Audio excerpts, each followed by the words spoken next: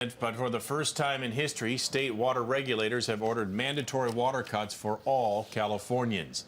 Last night, the State Water Resources Control Board voted unanimously for mandatory water cuts during the drought. For most communities, the cuts will be severe. And people have to take more heroic action than they've been used to.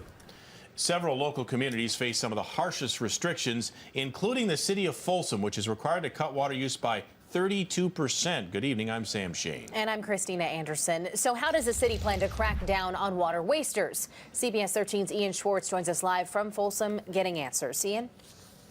Hey, Christina, you know, people here in Folsom since 2013 have been down to 2 days a week watering. And a lot of the lawns, if you drive around, you'll see they're brown. They've lost their color. But now the city, without a choice, because of those regulations, is going to have to do the same thing. Michelle Minnie enjoys a play afternoon with her daughter Olivia at Kemp Park. But what she's been used to for years here, green grass, is about to change. I just feel like if we're in a drought, we need to conserve water regardless of the situation. The city is stepping up to the drought plate after the State Water Board laid down the law, ordering steep water cuts by June.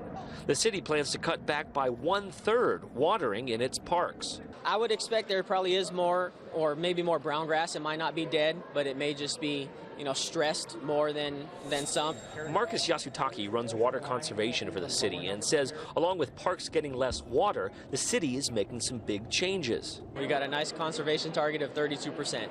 Folsom will soon remove grass from more than 30 medians. It will also upgrade city buildings with water-efficient fixtures and offer rebates to homeowners who do the same. Yasutake says $300,000 in rebates is available for homeowners to help pay for water-sipping washing machines and toilets. Is there a concern that too many people will hop on with the rebates and you could possibly run out of money?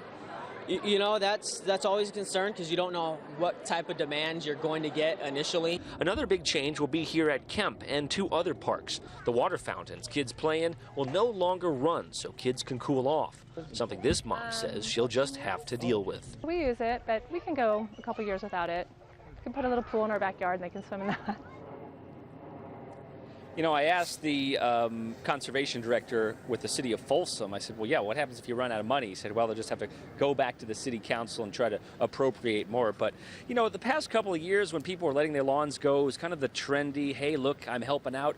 It's not going to be a trendy thing anymore. It's going to be a you got to do it thing. So I think we're going to be seeing more and more of this, not just at homes, but in and around city halls and just the city in general. Right, and the state overall as well. Okay, yeah. Ian, thanks so much. Live for us tonight in Folsom. These new mandatory water restrictions had us wondering what happens if communities do not meet their targets. Well, state regulators say communities with dismal savings face hefty fines, but they say it's a last resort.